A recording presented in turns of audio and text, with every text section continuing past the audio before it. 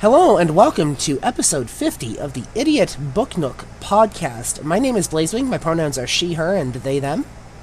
I am the Reading Dragon, and my pronouns are she, her. I'm Lady Punnet. My pronouns are primarily she, her, sometimes they, them. Today is a she, her kind of day. And I'm Criticshy. My pronouns are mostly she, her, with a sprinkle of they, them. Today is a she, them kind of day. Today we're going through chapter 34 of the Amulet of Samarkand, but if you'd like to follow us on social media, you can do so at linktr.ee/idiotbooknook. Unfortunately today I am a little under the weather, so I will not be reading. I may join in for the discussion portion, but Criticshy is going to be taking over my roles, which means you're going to have a different voice for Nathaniel today. I do apologize about that. I've been sick for the last 4 days, and I've tried my damnedest to get better for today, but it just didn't happen.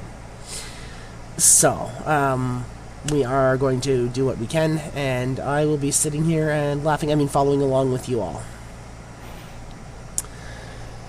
I think we're on to Bartimaeus today, are we not?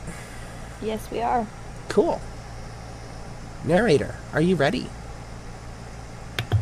Yeah, just a second here. Something was going on with my computer. I'm no trying worries. to fix it right now. No worries. Hold on a second. Yep, no worries. Holding. So, do you guys have a favorite part of the story thus far?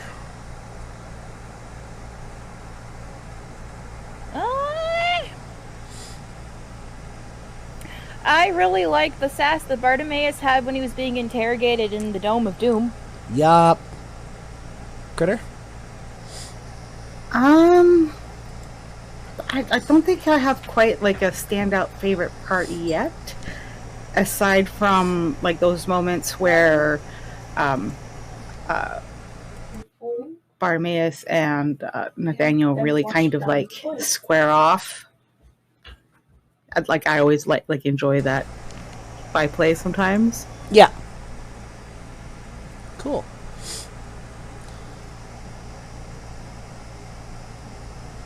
All right, I'm good. Excellent. Blue. With that being said, narrator. Did Blue say her favorite?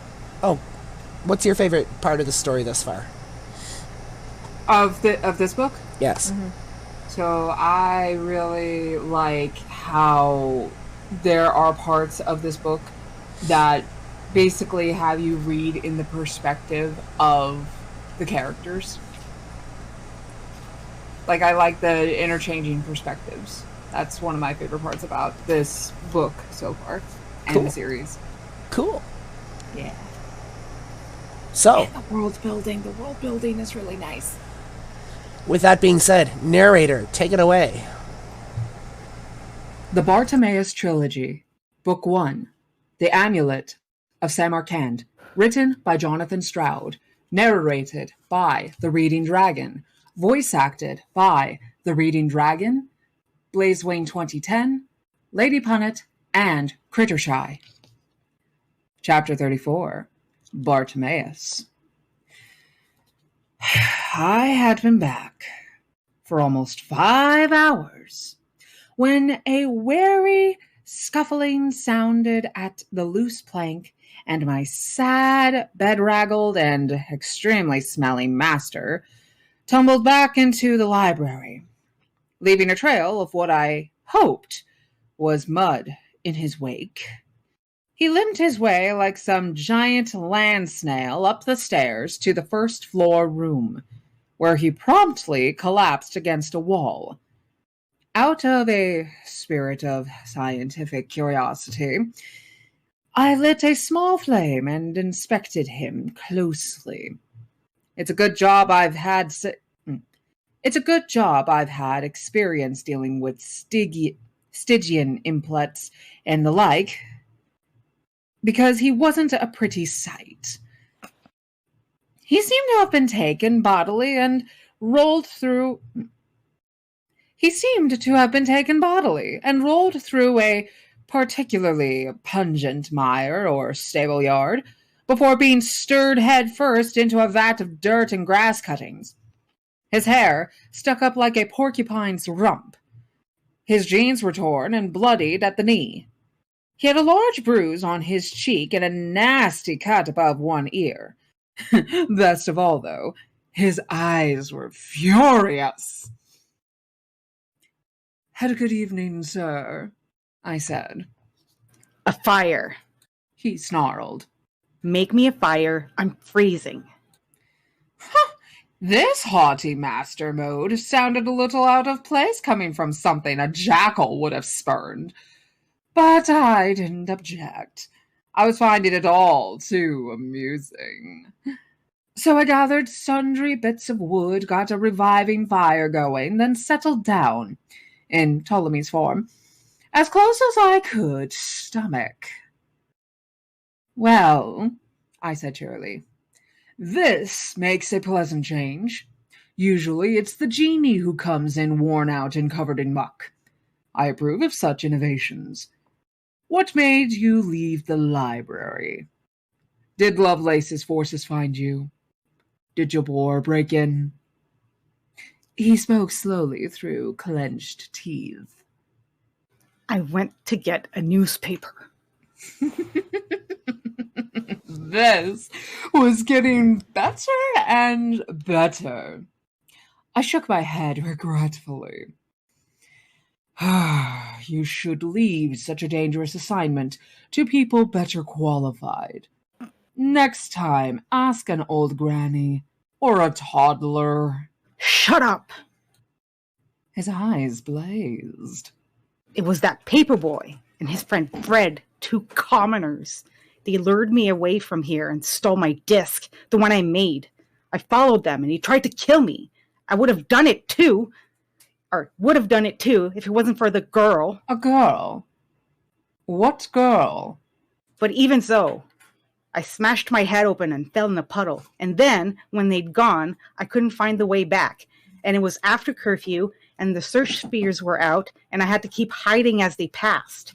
In the end, I found a stream under a bridge and lay there in the mud for ages while the lights patrolled up and down the road above. And then, when they'd gone, I still had to find my way back. It took me hours, and I hurt my knee. Well, it wasn't exactly Shakespeare. But it was the best bedtime story I'd heard in a long time. It quite cheered me up. They're part of the resistance. He went on, staring into the fire. I'm sure of it. They're going to sell my disc, give it to the same people who attacked Parliament. Ah! He clenched his fists. Why weren't you there to help me? I could have caught them, forced them to tell me about their leader. If you recall, I remarked coldly, I was off on a mission you gave me. Who was this girl you mentioned? I don't know. I only saw her for a second. She was in charge of them. One day, though, I'll find her and make her pay. I thought you said she stopped them from killing you. She still took my disc. She's a thief and a traitor. Whatever else the girl was, she sounded very familiar. A thought struck me. How did they know you had the disc? Did you show it to them? No. Do you think I'm stupid? That's beside the point. Are you sure you didn't bring it out when you were fumbling for change? No. The paperboy just knew somehow. Like he was a genie or an imp. Interesting. It sounded exactly like the same bunch who jumped me the night I had the Amulet of Samarkand. My girl and her cronies hadn't needed to see the amulet to know I had it on me either, and they'd later found me hidden behind my concealment spell. Useful abilities which were evidently being put to good use. If they were part of this resistance movement, it sounded like opposition to the magicians was more developed and potentially formidable than I'd thought. Times were moving on in London. I didn't share these thoughts with the boy. He was the enemy, after all. And the last thing magicians need are any clever insights. Leaving your misfortunes to one side for a moment, I said, perhaps you wish to hear my report. You found Hold on. He grunted. Sorry. It's okay. You found Heddleton Hall? Heddleham? Heddleham Hall. Okay, one more time. You found Heddleham Hall? I did. And if you choose, I can get you there. Beside the Thames is a railway heading south, over the river and out of London. But first I should tell you about the defences Lovelace has rigged up around his girlfriend's house. They are formidable. Airborne foliates patrol the surrounding countryside, while higher-ranking entities materialize at random on the ground. There are at least 2 protective domes over the estate itself, which also change position. I was able to get beyond the boundary on my foray, and it will be even harder to succeed with a deadbeat like you in tow. He didn't rise to the bait. He was too tired. However, I continued, I can feel in my essence that they are hiding something at the hall. These defenses are in place 2 days too early, which involves a colossal expenditure of power. That implies mischief going on. How long will it take to get there? We can reach the end of the estate by nightfall, if we catch an early morning train. There's a long walk at the other end, but we'll need to get going now. Very well. He began to get up, squelching and oozing as he did so. Are you sure about this plan? I said. I could take you to the docks instead. There's bound to be vacancies for cabin boys there. It's a hard life, but a good one. Think of all that salty air. There was no answer. He was on his way out. I gave a sigh, snuffed out the fire, and followed him. The route I selected was a trip of wasteland that ran south and east between the factories and warehouses, following a narrow tributary of the Thames. Although the stream itself was meager, it meandered excessively across its mini floodplain, creating a maze of hummocks, marshes, and little pools that took us the rest of the night to negotiate.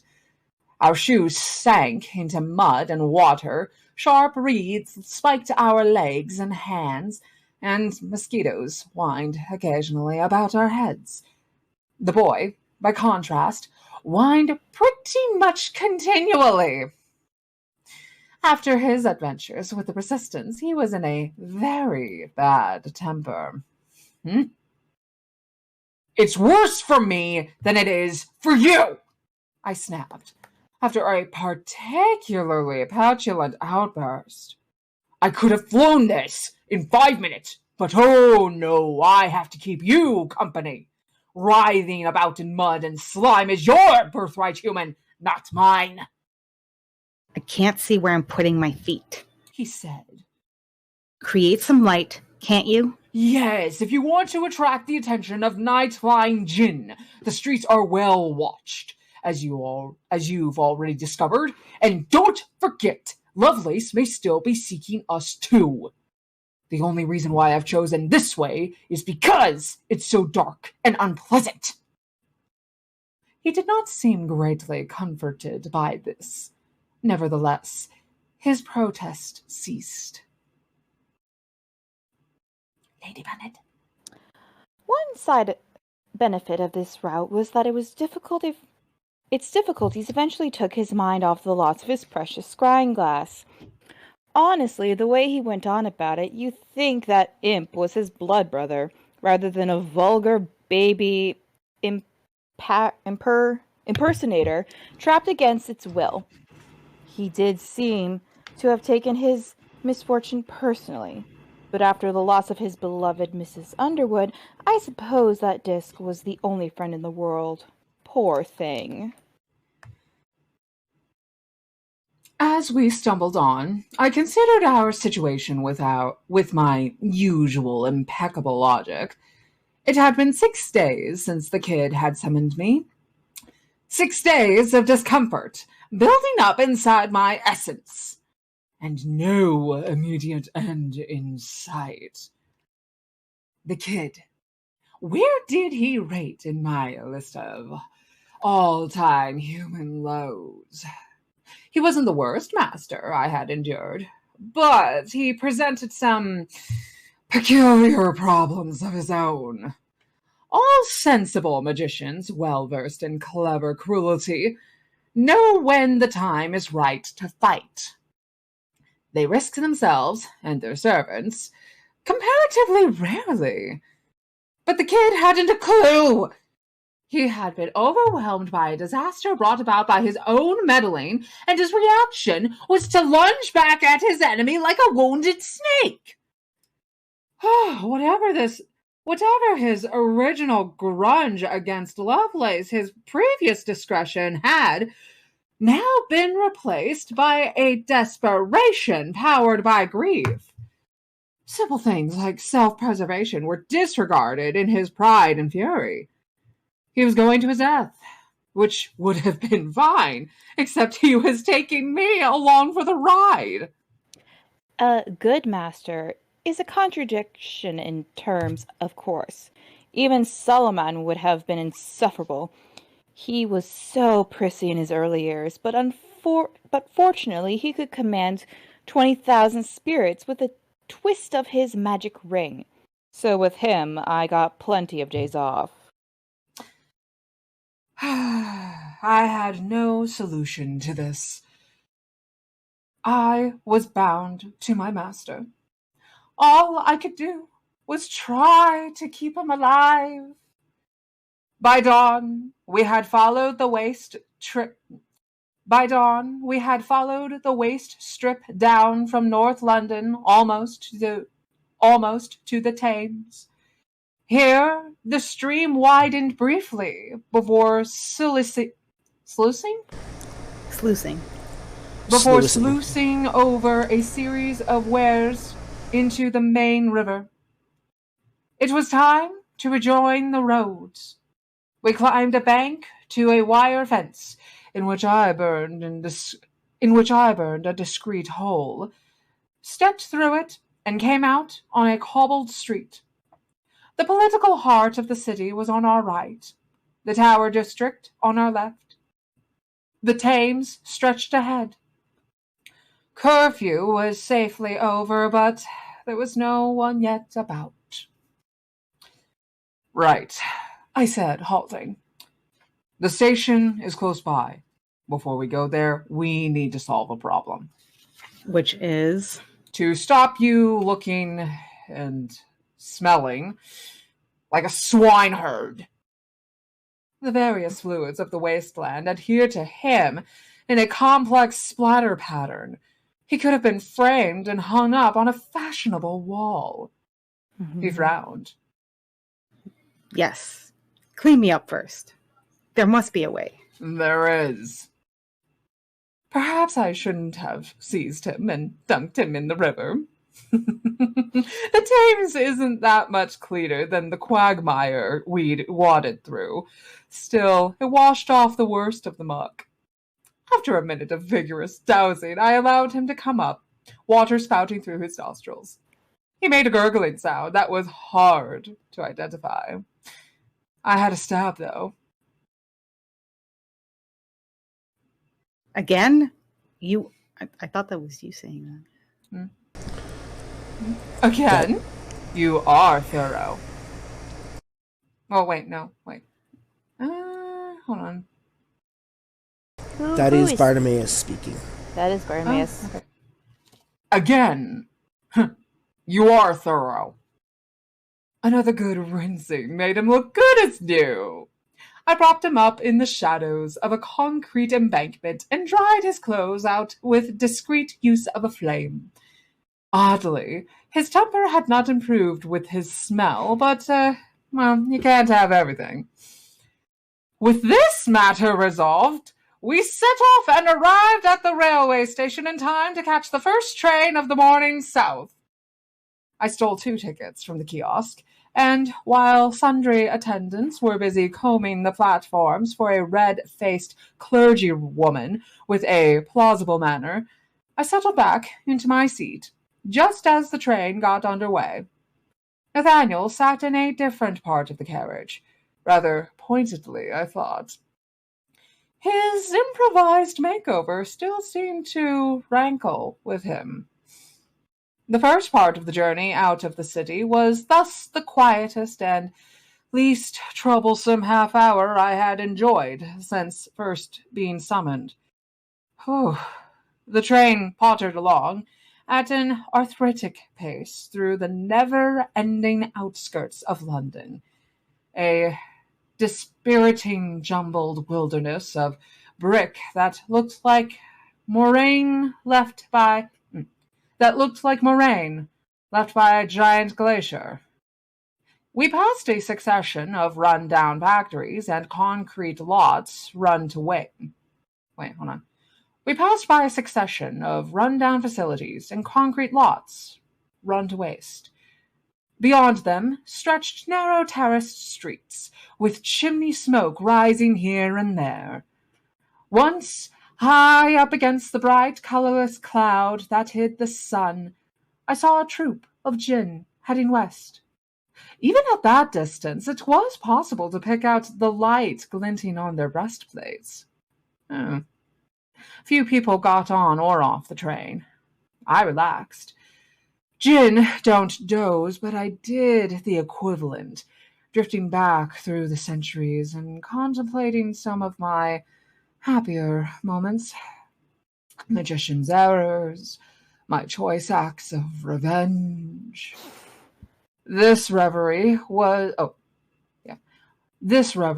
was finally shattered by the boy throwing himself down on the seat opposite me. I suppose we better plan something, he said sulkily. How can we get through the defenses? With randomly shifting domes and sentries in place, I said. There's no way we can break in unmolested. We'll need some kind of Trojan horse. He looked blank. Something which seems to be innocent, which they allow in past the gates, in which we're hiding. Honestly, what do they teach you magicians nowadays? Obviously not classical history. The ignorance would have upset Farquhar, as it happens, who often boasted how he'd given Odysseus the idea of the wooden horse in the first place. I'm sure he was lying, but I can't prove it because I wasn't at Troy. I was in Egypt at the time. So we need to conceal ourselves in something. He grunted. Any ideas? Nope.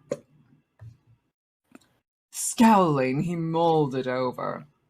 You could almost hear the fleshy innards of his brain straining. The guest will arrive tomorrow, he mused. They have to let them in, so there is bound to be a steady stream of traffic getting through the gates. Perhaps we can hitch a ride with someone's car. Perhaps, I said. But all the magicians will be cloaked to the eyeballs with protective shields and bug-eyed imps.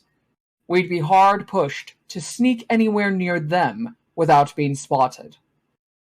What about the servants? He said. They must get in somehow. Give him credit. He's had an... Give him credit? Give him credit. He'd had an idea. Most of them will be on site already, I said. But you're right. Some may arrive on the day. Also, there are bound to be deliveries of fresh food. And maybe entertainers will come, musicians or jugglers. He looked scornful. Jugglers? Who's got more experience of magicians, you or me? There are always jugglers. But the point is that there will be some non-magical outsiders entering the manor. So, if we get ourselves into position early enough, we might well get a chance to sneak a ride with someone. It's worth a try. Now, in the meantime, you should sleep. There's a long walk ahead of us when we get to the station. They got the worst taste in the world, magicians. Always have done. Oh, they keep themselves all suave and somber in public, but given them a chance to relax, and do they listen to the chamber orchestras? No, they'd rather have a dwarf on stilts or a belly dancing bearded lady any day. Sober, not somber. Same difference. A little known fact about Solomon the Wise: he was entertained between judgments by enthusiastic troops of Lebanese clowns. Interesting fact. Yeah. His eyelids looked as if they were made of lead. For once, he didn't argue. Good boy. I've seen glaciers cover ground more quickly than that train. So in the end, he got a pretty decent kip. But finally, we arrived at the station closest to Heddleham Hall. I shook my master awake, and we tumbled out of the carriage onto a platform that was being speedily reclaimed by the forces of nature. Several varieties of grass grew up through the concrete, while an enterprising bindweed had colonized the walls and roof of the ramshackle waiting room. Birds nested under the rusty lamps, and there was no ticket office and no sign of human life. The train limped off as if it were going to die under a hedge. Across the track, a white gate led straight onto an unpaved road. Fields stretched away on all sides. I perked up. It felt good to be free of the city's malignant clutches and surrounded by the natural contours of the trees and crops. Even though they had been scraped and shaped by human will, fields do not have magicians' stench about them. Throughout history, magicians have been resolutely urban creatures. They flourish in cities, multiplying like plague rats, running along thickly spun threads of gossip and intrigue like fat-bellied spiders. The nearest that non-urban societies get to magicians are the shamans of North America and the Asian steppe, but they operate so differently that they almost deserve not to be called magicians at all. But their time is past. Sadly. It took my master some time to lose his jitters. It was almost as if he expected the empty fields or winter bushes to rise like enemies and fall on him, and his head turned constantly against surprise attack. Oh, he quaked at every bird call. Oh, you poor dear. Conversely, I stayed relaxed for this part of the journey, precisely because the countryside seemed wholly deserted. There was no magical activity of any description, even in the distant skies. Oh, it was so lovely. When we reached the village, we raided its solitary grocery store and pinched sufficient supplies to keep the boy's stomach happy for the rest of the day. It was a smallish place, a few cottages clustered around a ruined church, not nearly large enough to have its own resident magician. The few humans we saw ambled around quietly, without so much as an imp in tow. My master was very dismissive of them.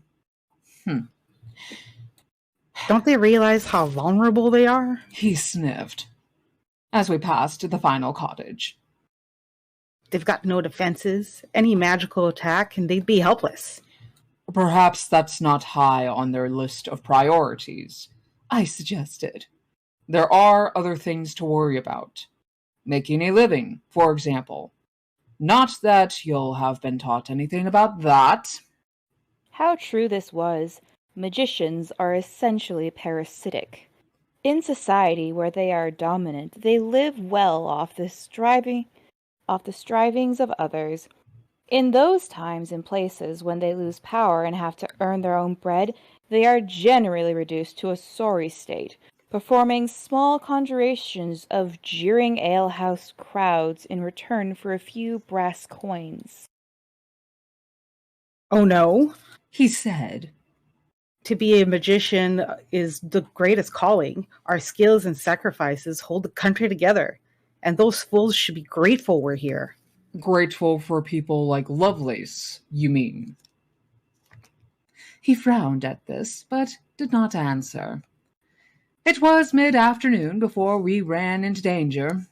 The first thing my master knew about it was my throwing myself upon him and bundling us into a shallow ditch beside the road. I pressed him low against the earth, a little harder than necessary. He had a mouthful of mud. What are you doing? Keep your voice down! A patrol's flying up ahead, north-south. I indicated a gap in the hedge.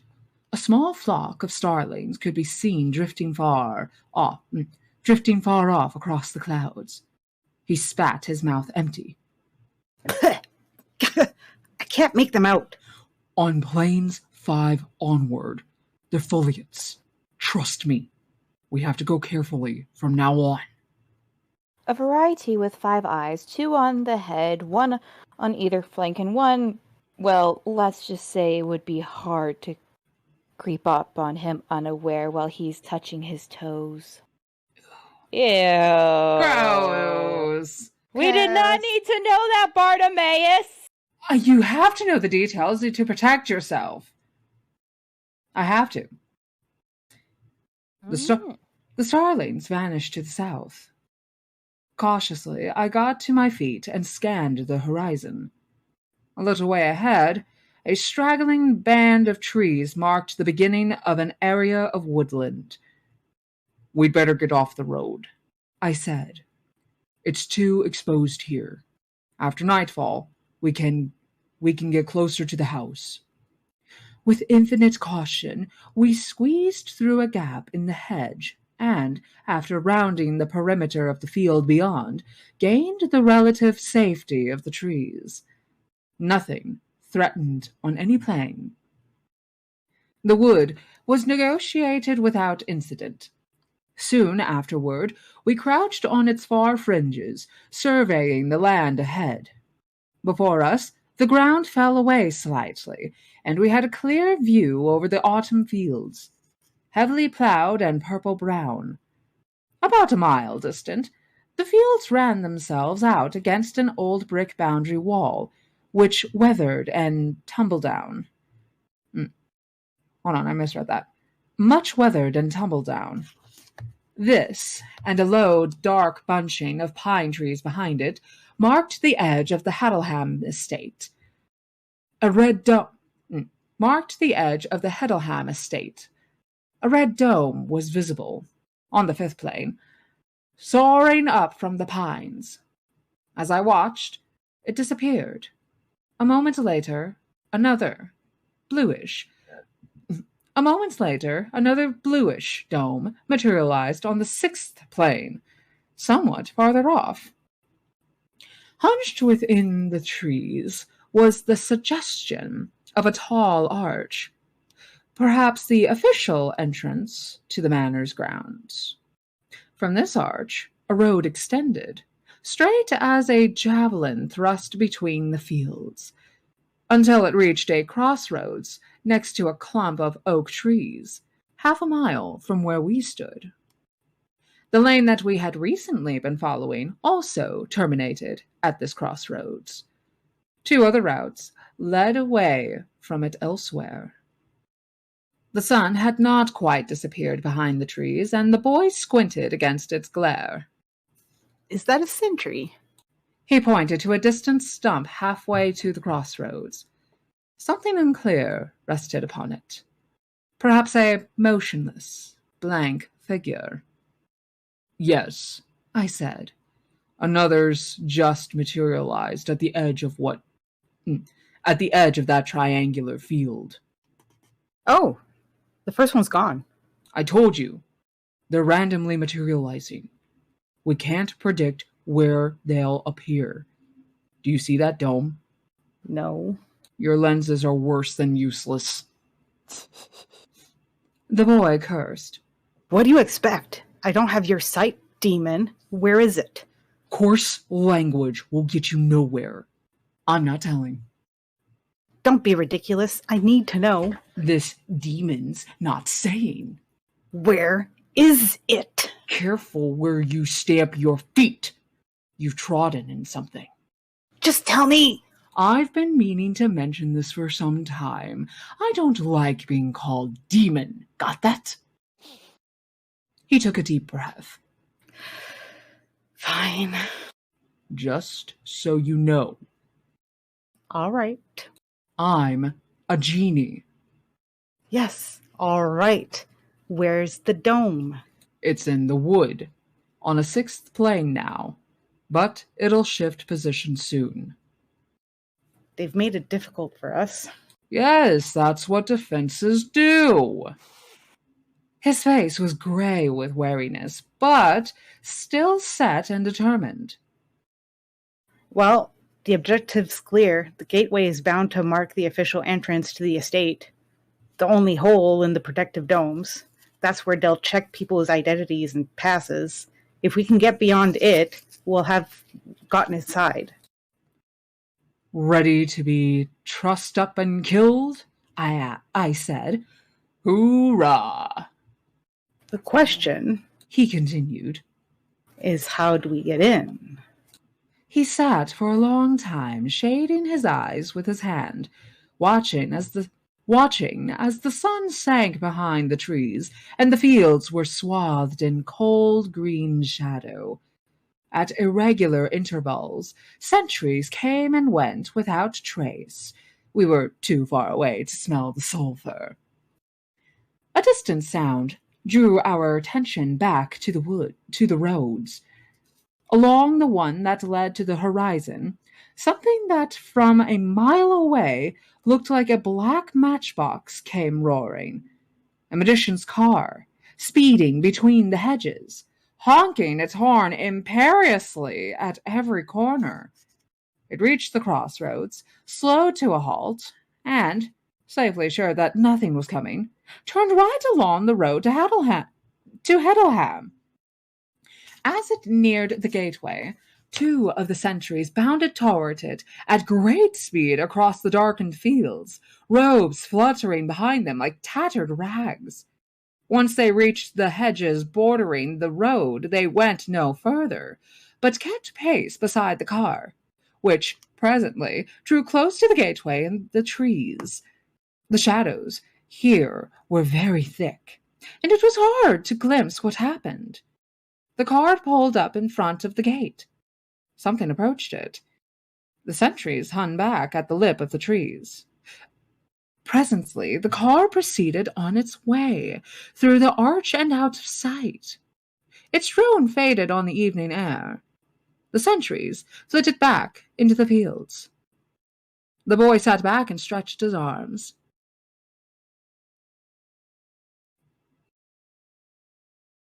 Well, He said, that tells us what we need to do. and that concludes chapter 34 of The Amulet of Samarkand in the Bartimaeus Trilogy. It sure does. Oh. Sorry about that last bit. Verb was being trouble on my desk. You're good. It's okay. So, one point I want to bring up is this is the second chapter in a row where a biblical figure has been mentioned, this time being King Solomon, who is in both the Christian script and the Hebrew. He's also... Solomon is also in the title of another one of the books in this series, Solomon's Ring. Yep. I'm also Which- going to step out here and say that last week, after our massive discussion, I went down a fucking rabbit hole. Oh, that's right. We were supposed to discuss like what you found. I went down a fucking rabbit hole and found a bunch of information on Bartimaeus, found Bartimaeus' real name. I know how the story ends. I know what happens. Basically, I spoiled the entire series for myself because I couldn't keep face? I couldn't keep my curiosity contained. You see my face? Blazewing! You see my Bad face? Blazewing! Yeah. Bad Blazewing! Wait. Also, Bad. Wait. also, also, Hold on. Before you finish, I actually have something that's fitting for this.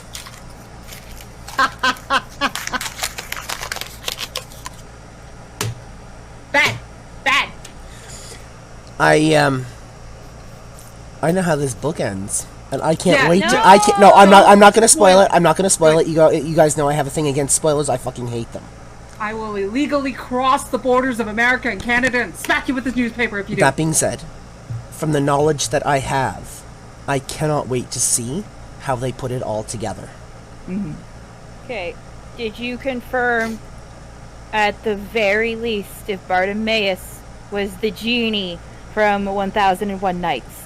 I think knowing that might spoil. Inconclusive, actually, Okay. Oh. because the genie from 1001 Arabian Nights, I couldn't find an actual name for. So it is entirely possible, but we don't know. So that would be like a question we would have to ask Jonathan Stroud then. Correct. Yep. We should probably So- do a tweet being like, "Hey, So far our questions for Jonathan Stroud are basically, does a true mate name change with transitioning? Was Bartimaeus the genie from 1001 Nights? You know what? We should start writing a list of questions and see if we can get him for an actual interview. I would love to be able to sit down and actually interview him, especially speaking as a journalist. I would love to be able to sit down and interview him about his books. that'd be really cool." And if, like, since we're speaking of, since we are getting connected with other authors as well, because Jonathan Stroud, he's at least interacted with some of my tweets Yep. about this. He's podcast. interacted with a couple of mine as well. Where he's liked a couple of my tweets. I Mm-hmm. know he's retweeted one of yours. I'm really excited about that. Also, because we have connections to other authors, and one of them, Old World Charm of Skull for Initiative, the Twitch channel Skull for Initiative, he's sending me to send you guys copies of his poetry book. Yep. So, with this idea of seeing if we can do like some sort of interview with Jonathan Stroud, that would also be really cool to see if we can get interviews with some other current authors as well, or local authors or indie authors. You know what or I'd books like- that we read of theirs. You know what I'd like to do? I have to go to the bathroom. All right. You go to the bathroom. Yeah. I would like to sit down every time we finish a book and interview an author. That Or, would be cool if we can If do we that. finish like a trilogy of theirs instead of every time we finish a book, because that means we'd have to keep bringing them back. But when we finish a trilogy of theirs or a series of theirs, we sit down and interview the author. Oh, I yeah. was going to say that some of these questions he might have to say, well, you find out more information about that in book 2 or book 3. Which So- means, draw up a list of questions for each author and then reach out and see if we can get them to sit down with us. Because as a journalist, I would be over the fucking moon. So, let me then, to make this easier, we're gonna go, let's see here. So, you do what you're doing. But About yeah, this so chapter. King Solomon was mentioned quite a bit. Like, he was mentioned, like, twice. Yep. Whereas before, we know, so he's mentioned like other historical figures like Queen Nefertiti, which slay Queen Nefertiti. We appreciate a good queen. And who was the other one he mentioned like in the previous chapter? It was it was like something biblical. Hang on, let me scroll back. That got like us on like the whole like. It was the beginning of the rabbit hole that was like. Yeah, it was Arabian Nights. The blind man. Yeah, the blind. It was the blind men. Yeah. Or the magi. The magi. Because there was mention of the magi, but it wasn't the same magi as in the biblical tales of the beginnings of Jesus Christ. But there was mention that the mention that led us down the rabbit hole was the blind man. When Jesus was going through. Actually, miracles. The blind man's name was Bartimaeus. Yeah. Right, that's what got us started on it. Mm-hmm. Well, also, you know what I'm realizing now? Mm-hmm. That should have probably clicked with me before? Mm-hmm. A lot of, like, historical and biblical figures that have, like, the titles of, like, Queen, King, Pharaoh appear to have been powerful magicians. Yep. Like, and that kind of makes sense with, like, Egyptians. Because with Egyptians, the pharaoh was often considered to be the avatar of Ra himself. And Ra, for those of you who don't know, is the Egyptian god of the sun. He is also the king of the Egyptian gods. So, unfortunately, my Egyptian mythology is not up to par, so... Oh, I love Egyptian mythology, which is why I want us to read the Kane Chronicles, which are by the same person who did the Percy Jackson Chronicles, because that's about Egyptian gods. Do we have that? Do we have that list. On this? It's on the list. Okay. It was like Might I make a suggestion then? That be our next book that we go through instead of doing the wheel. Well, because I actually need to double check with Old Will Charm to see if he sent his poetry book yet. Because Lady Punnin and I are getting the book that we won for that giveaway. Yeah. For one thing, and depending on when we get those, and depending on when we get Old Will Charm's book, which I think we'll get Old Will Charm's book sooner, depending on how quickly I can get your guys' copies sent to you. And more than likely what I'll do, because I have a scanner printer at home, I just need to plug it in. I can scan the pages and send them to Crittershy so that way she could keep up with us. Because she joined just after I spoke with Old Will Charm about doing his book. I would like to do the Kane Chronicles, though, because it would actually give me a chance to narrate and actually give me a chance to, like, have some more speaking roles. Oh, yeah. Because, unfortunately... Sorry, actually, that's one of the things I wanted to mention, is because I am sick today. Like, I'm sitting here doing nothing, and I'm drenched in sweat. Yeah. One of the things I wanted to mention was to get you more speaking roles, because I am sick today. I'm going to alternate my speaking roles between you and Critter, which means you're going to take Nathaniel's role next chapter. Yay! I get speaking roles! Yay! Because I know that's been a sore point for you, and I feel really bad about that, so... And Critter is the newest addition to our cast, so... Yeah. You're going to take Nathaniel's role next chapter, and... Yeah. I'm going to alternate back and forth, or we'll do a play-by-play and see how it goes, but... Yeah. But going back to my point I was making, that it seems like a... So, a lot of the times with, like, Egyptian lore, it was believed that the pharaoh was basically the mouthpiece... Yes. And the avatar for Ra himself. Yes. Which is why a lot of people would listen to the pharaoh, because to not listen to the pharaoh would be to defy God. What is it? There's literature. There's another term for that, especially when it comes to European tales. I believe they call it the divine right of kings or something like that. Mm-hmm. Something along those lines. To question the king Japanese have separately. To question the king is to question God himself. Exactly. So, I mean, if somehow it was magicians instead of avatars, it would make sense, especially because they refer to the non-magical people as the common folk. Yes.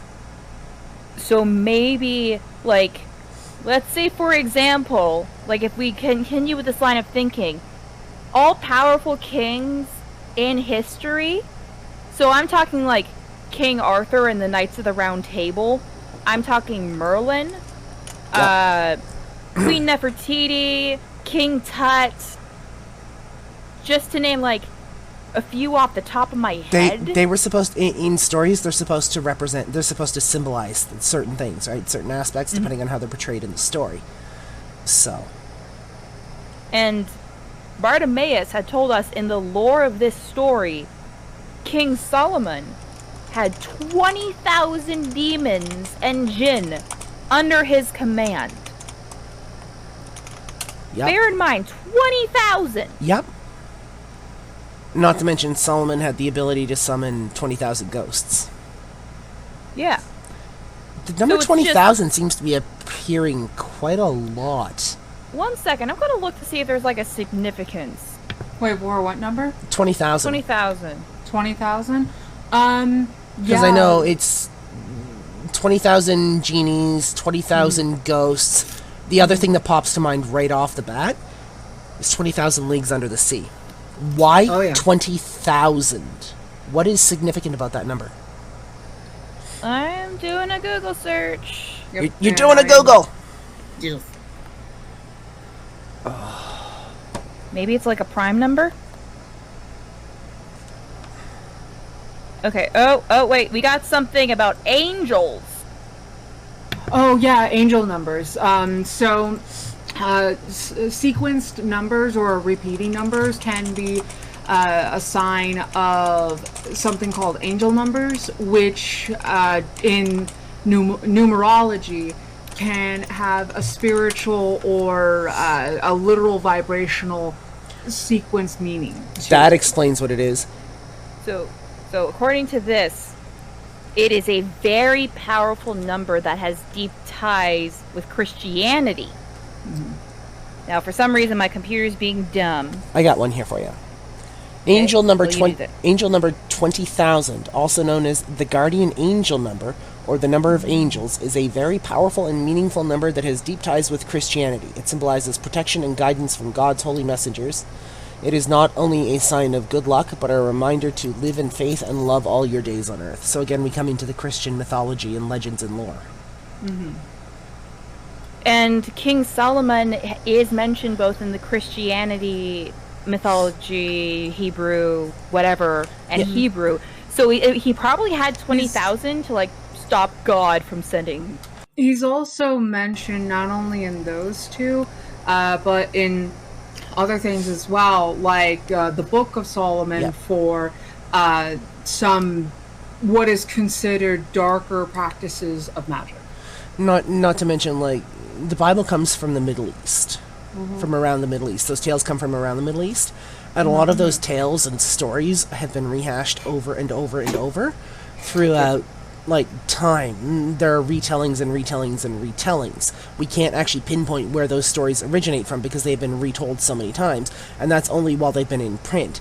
I'm sure that they've been retold and retold and retold before we knew how to write. They were handed down vocally. So that means they've inevitably changed that way as well, because, I mean, that's like playing a centuries-long game of fucking telephone, right? A lot of these stories are intermingled, a lot of these belief systems are intermingled and so closely meshed that when you get down to it, you can't really tell one from the other. It's kind of similar with, like, it's about the whole, it's a fishtail. It gets a little bit longer every time someone tells it, to the point where only bare bones remain true. Well, that's how myths and legends and stuff come to play. It's like so I don't know if you guys know this, but, like, America has, like, a lot of different, like, creatures and stuff, and, like, mythical creatures. Did you know in Canada we only have, like, 2 spirits that are benevolent? Everything else wants to kill you. What 2 spirits are benevolent? I don't remember. They're not as prevalent in, like, stories. But we have, like, I'm not saying the name because I'll summon, but the Windy Boys. Who are cannibals. We have We have the lake and river spirits who, if you Yep. go too close to the water's edge, they'll grab your ankles and drown you. Don't forget. The We got the things- lookaways who hide behind things until you're not expecting it to kill you. Oh yeah, those are terrifying. Don't- We got the nope things. Yeah. Don't forget, each one of these myths and legends don't just become a thing. Each one of these myths and legends has a root in truth somewhere, has a root in reality. There is some detail that is kept, but the rest is exacerbated to drive home certain lessons, certain ideas, and to pass this down so people learn. Yep. But The you go back far enough and terrifying ones. you go back far enough and you will eventually see that they do have like a basis in reality, but it's nowhere close to what you think it is. Because it's been warped so much over the centuries. Like how it's being discovered that, it has been talked about, mermaids were actually manatees being mistaken for people. Yes. Yep. And lonely sailors. Yep. They get into some crazy shit. I was going to The, say that brings those lonely sailors into some serious question about certain actions, but Yep, and all the shit they get into in those troubling waters. I remember there was a children's story, which, looking back, is kind of terrifying. It's about this spirit who lives in the ice, who will take the children yep, I of remember that parents who aren't careful, one. I remember that one. and the daughter managed to trick the Inuit spirit Yep. for a long, long time. I Yep. don't remember if she got eaten or not, but basically the tale was basically, don't toy with things who can outplay you. So Jay's got one here. Jay's also redeemed a cat check, but Jay also mentions sirens. Ah, yes. And my personal favorite, something that you don't hear a lot about these days, selkies. Ah, Selkies. Those are dangerous. I believe selkies are more Inuit, if I'm not mistaken. But Yeah. they They do are have a like high so Inuit fascinating. I think Selkies are kind of similar to how everyone has like their own dragons and mermaids. Yeah. But Selkies do have a bit more of a play in, I think, European and Inuit culture. Yeah. Because of the fact that they have like the pelts, and if they don't have the pelts on, they can't swim. Yeah. So it would have to be prevalent with like water-faring cultures. What's interesting about Selkies, the fact that even though there are tales of Selkies in the northern European areas and the Inuit areas of mythologies and culture, both have a lot of the same things about them. Like, say, in order to keep a Selkie with you, you basically have to steal their pelt. Yeah. And that forces them to stay with you for the rest of either yours or their lives. That's how a lot of men captured some very pretty ladies. However, if a Selkie is able to steal their pelt back, they can escape and go off whatever. And a lot of times, the children have Selkie abilities as well. Yes. Jay's redeemed a cat check. I don't know if anybody wants to grab a cat. I'm not in any Nacho. shape to get up at the moment. I can grab a bird. There was I should really just rename that pet check. I have a Furby. Furby doesn't count. There was Yes, a they movie. do. There was a Nacho- movie oh, when I they're was a both kid. asleep. I can't remember what it. There was a movie when I was a kid. I can't remember what it was. What it was called, but it was based around a Selkie. This guy was out. This guy up north was out fishing or something. Came across there you a are. Selkie. Saw her transform just like at dawn or something like that. Stole her pelt. Forced her to come and live. She bore him children. The kids stole her pelt and gave it back to their mother. He got extremely pissed off. She disappeared, and the kids left him. Yep. I've heard that. I've heard iterations of that tale or something like that. I don't know. I didn't know that there was an actual film. At least it's been like years since I've seen it, so my memory might be a little faulty because, I mean, let's face it, human memory is one of the most untrustworthy things ever. It's the whole reason for the Mandela Selkies effect. are where the Swan Princess came from. Possibly. That'd be something to but look into. it could be a twist of the Selkie legend, right? Like, it could totally be a twist on that. What I course. remember from the Swan Princess is that a curse was placed on her, whereas a Yeah. Selkie is a naturally born creature. Yeah. I'm trying to fix your tail. What's in a the Selkie? Swan Prince. So a Selkie is effectively a creature that spends part of its life as a human and part of its life as, I believe it's a seal or... Seal or sea lion. Yeah, let me quickly Google that. Yeah, It depends, because a lot of it changes. It basically is an animal of some sort that has a pelt.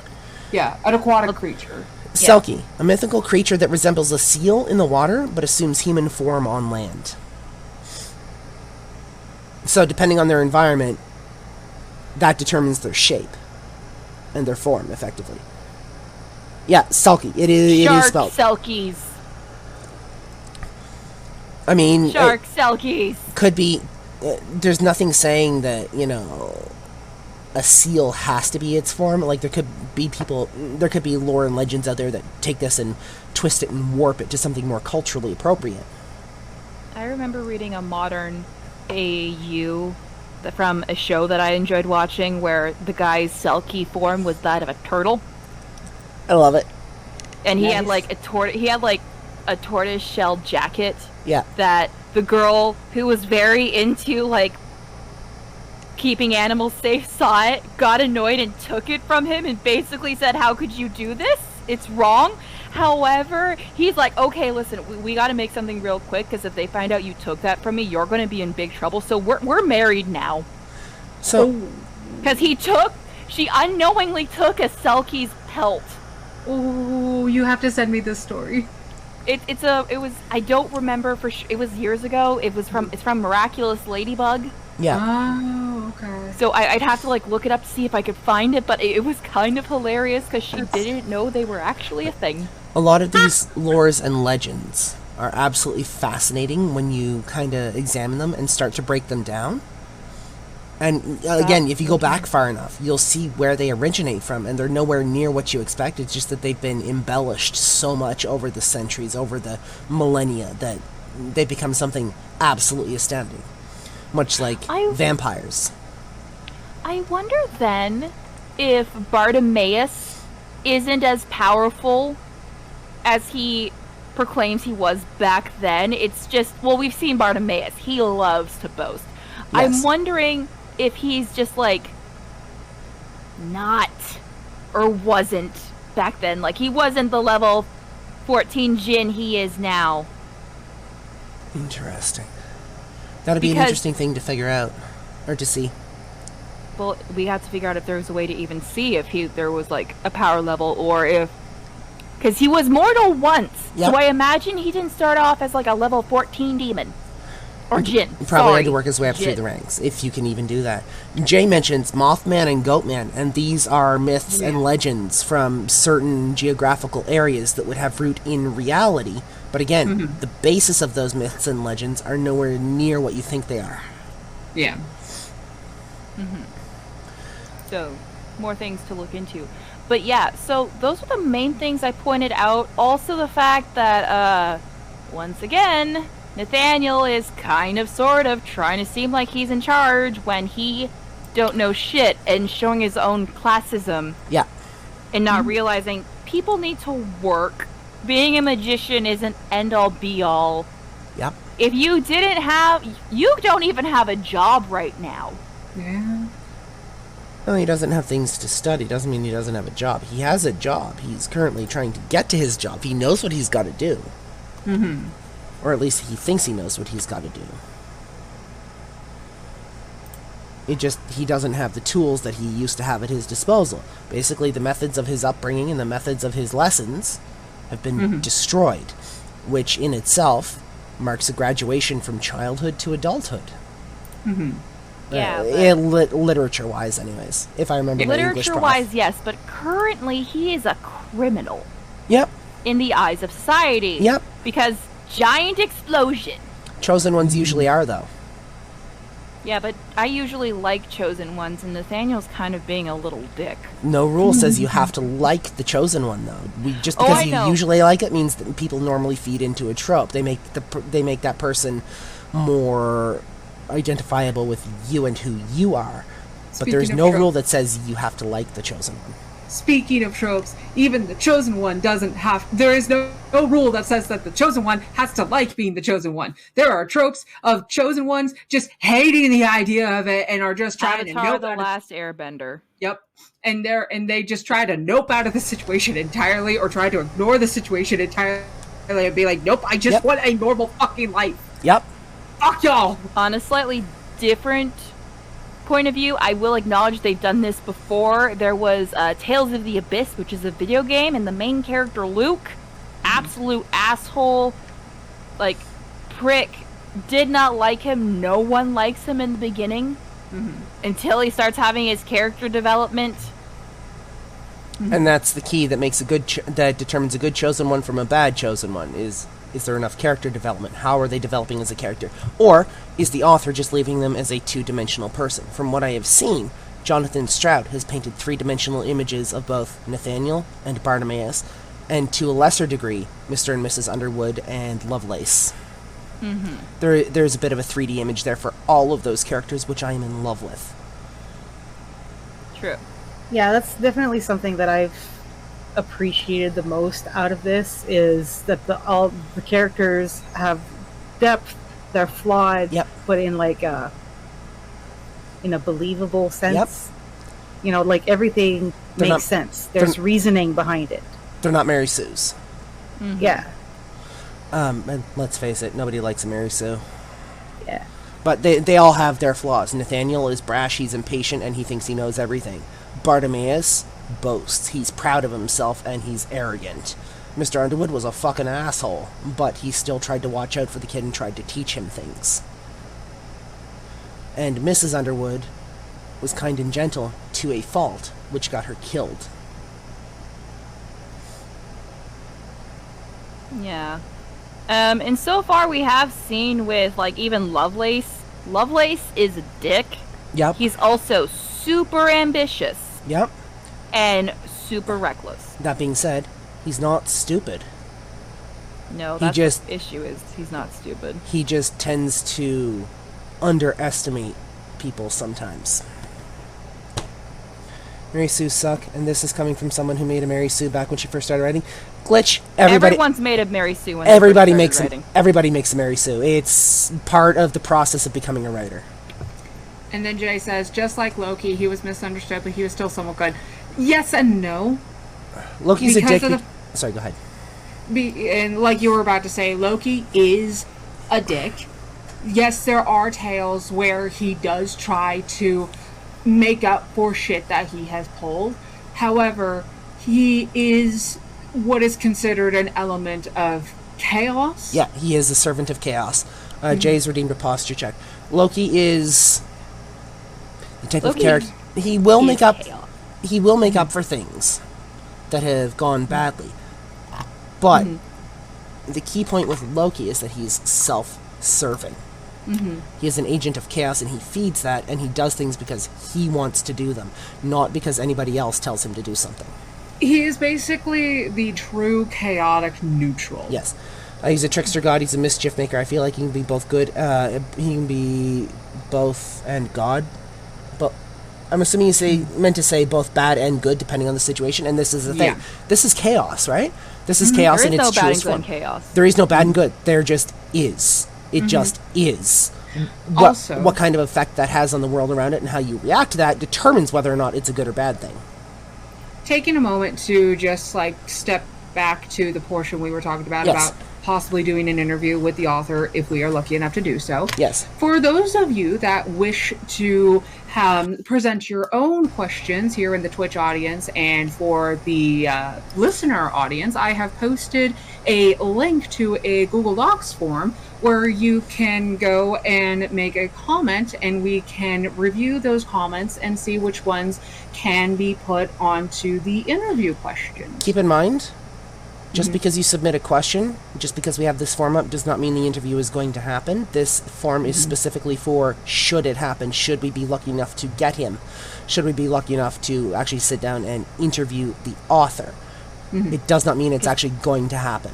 Right. Because he is a busy man. Yes. And Busy. also the fact that we live in completely different time zones. He lives in the Yeah. UK. We live in North America. Like, And there's also the fact that, like, you know, there's always that chance that he's probably going to charge us for his time because Correct. he's a very busy man. So Correct. unless we start making oodles of financial waves, which if anybody would like to support us in those endeavors, we'd greatly appreciate that. Even sharing our stuff is greatly appreciated. yeah. That being said, in case, like, in the very off chance that we do, I have created a Google Docs form for people to put in their questions.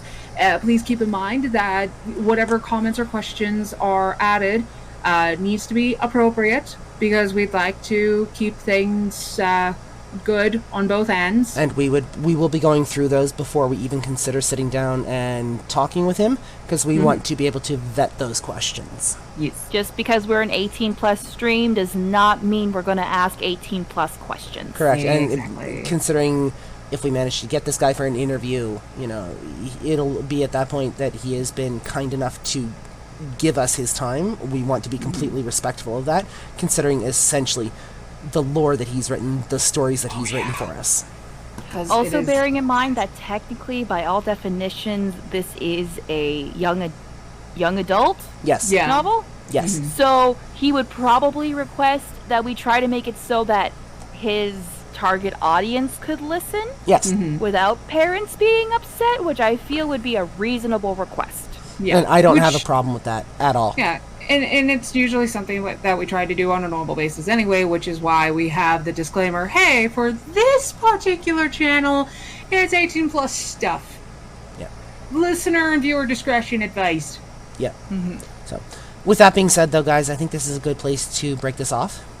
We're going to go on a 15-minute break. We'll be back top of the hour. If you'd like to follow us on socials, you can do so at lanktr.ee/Idiot Book Nook. We're gonna go grab We're gonna go grab some coffee, you know, refill our snacks, our drinks, and all that jazz. For those of you listening to the podcast, we will see you next episode. For those of you watching the Twitch stream, we'll be back shortly. But for episode 50 of the Idiot Book Nook and chapter 39 of the Amulet of Samarkand, I'm Blazewing. I'm the Reading Dragon. I'm Lady Punnet. I'm Criticised. And we'll see you guys next episode. Goodbye! Bye. Toodles.